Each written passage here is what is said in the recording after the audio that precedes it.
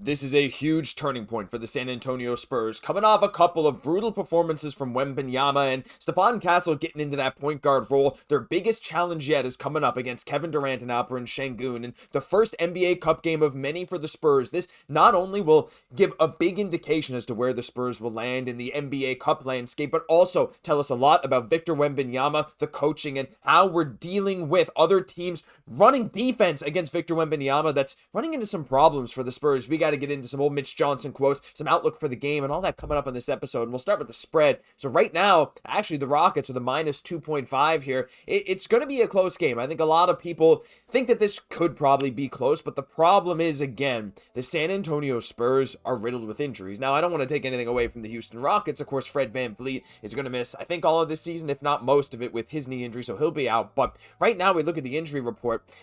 Look, Steven Adams and Dorian Finney-Smith. Adams is a game-time decision. Dorian Finney-Smith is out. And I'm just going to start right there.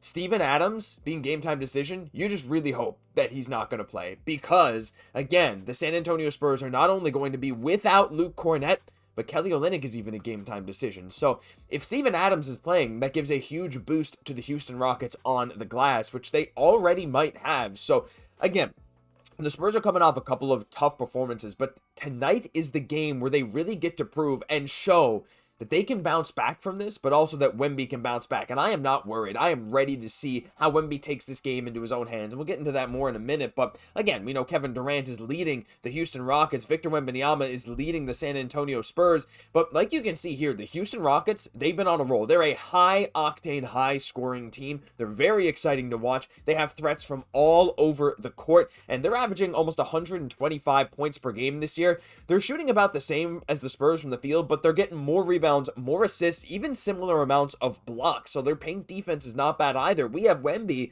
They're averaging almost as many blocks, same amount of steals. But the big thing is the Rockets are currently on a 5-game winning streak, scoring 124, 110, 128, 139, and 137 in that span. Meanwhile, the Spurs are coming off a few games without Dylan Harper and, of course, without De'Aaron Fox. A couple games where Wemby has said the defense is coming at him pretty fast, and we've really not been able to capitalize on the opportunities that we've gotten. Now, that Lakers game was brutal to watch. I know we all agree on that. But this game, to me, is a big turning point, and it's a game where San Antonio has a few X factors, right? And look, heading into this game here, the one thing that I know a lot of us have been talking about is Victor Wembanyama's play with and without point guards. And we talked about this before, actually, before I show that picture. There's stats you can go out and find. I don't have them for this video, but Victor Wembanyama when he's sharing the court with Chris Paul last year, Wemby in the small sample that he had with De'Aaron Fox, and even this year with Dylan Harper, like I'll show in a minute, those are Wemby's best minutes by far. When Victor Wembanyama has to sort of be the primary playmaker, and he doesn't have that other point guard or other like primary ball handler that can work alongside him, his numbers haven't been as good. And I think that's fine. I think it's still a learning curve for Victor. Look, I mean, I don't expect him to go out there at the age of 21 and completely, utterly dominate in every facet of the game. Obviously, that's the best case scenario for what we've wanted. But if we take a look here at this stat, this is from Data Baller, and I came across this, I think, on Twitter. But with Dylan Harper, Wemby's averages are 30.9 points, 4 assists, 18.8 rebounds, and look at that 67% true shooting.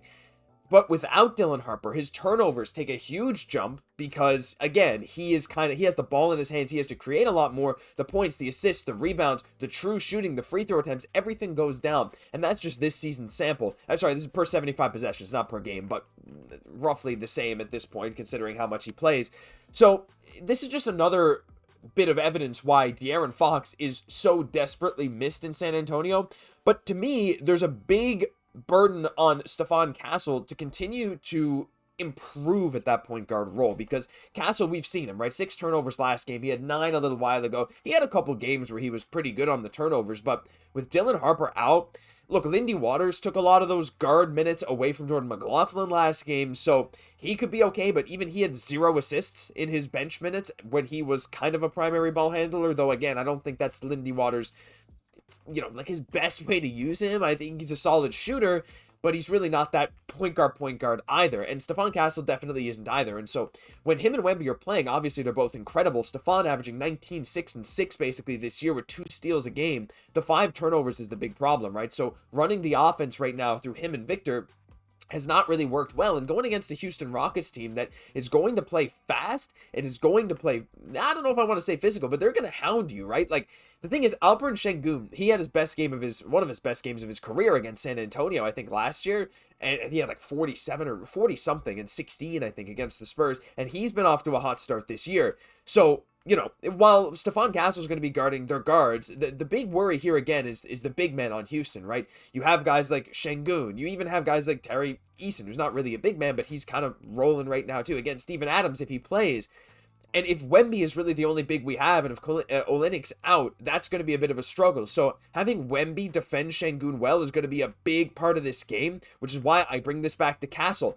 There's going to be a lot of offensive burden on him tonight because Wemby is going to be put to the test defensively, as he is every game, but he's probably going to have to guard Sengun, and he's going to have to do everything he can to stop him. I would like to have him on Sengun, though maybe the Spurs will go in a different direction if Jeremy Sochan's playing, right? Even though he is questionable as well. So there's a lot of aspects to the Houston Rockets lineup that is going to make this challenging for San Antonio, and one of the big ones too is Amen Thompson. He has been off to such a hot start. I mean, look, I don't like the Rockets. No one likes the Rockets. But I got to admit, I love watching Amen Thompson play basketball. The dude is incredibly exciting. His defense, his speed, his athleticism is otherworldly. He's averaging 19, 6, and 6 again, basically, this year. 50% from the field, a steal, and 0.3 blocks per game. He is one of these X factors for Houston that is going to make it difficult, again, on the defensive end, right? He's going to play some tough defense, and he's going to want to get out in transition, and he's a big part of why the Rockets are scoring so many points. But obviously the big one here is Kevin Durant, too, and you have to wonder who on San Antonio is going to go up against Kevin Durant and guard him tonight, because, you know, we have some options. Devin Vassell is long. I think he makes a lot of sense. But I keep going back, like if Jeremy Sochan is good to go, which as of the recording of this video, haven't received the confirmation, but game time decision, that's okay. If he's ready to go, I'd say you give him a lot of time on Kevin Durant. Now, you could put Harrison Barnes on him. I'm not super sold on that. I mean, I don't know. Kevin Durant has typically been bothered by smaller defenders, maybe even Champagnie. I don't love that idea either. Maybe even Stephon Castle, but I don't know, like the Houston Rockets lineup is so interesting, dynamic. Like you can almost throw so many different guys at them, and they have some solid big men, but they do play like, I don't know, a very interesting, almost smaller type game because of all the threats that they have. So ultimately tonight, though, for me, the Spurs X factor has to be Keldon Johnson, because one thing the Houston Rockets don't really have is a very strong bench. Now, the San Antonio Spurs, with the injuries we've had, we don't either. Like, let's be honest, we don't either. Without Dylan Harper out there, without Olynyk or Kornet, our bench is not that great. But this is an opportunity for Keldon Johnson to really go out there and give some heavy minutes when the Rockets bench is out there, put up some nice points, get some rebounds. I think this is a great opportunity for him, and I wouldn't be surprised if you rotated some minutes of him on someone like a Kevin Durant or even Sengun if we need to get there. I wouldn't love that idea just because Keldon's a bit smaller, but he's strong and can push Sengun a bit more out to the perimeter. So ultimately, this game here is a time for the San Antonio Spurs to run some new offensive sets, I'm hoping, get Wemby more involved. And as Mitch Johnson said, I said bring these quotes up earlier, he's not worried about Wemby offensively, said he's just going to have to be more demanding of the ball, and if he's not getting it, quote, he should yell at everybody in the gym, including his teammates and me. The team has full confidence in him. Mitch does. Stephon Castle does. The rest of the guys do. This is a bounce-back time for Victor Wembanyama. He's going to go out there. It's an NBA Cup game, and we know one thing that Wemby and the Spurs love doing more than anything else.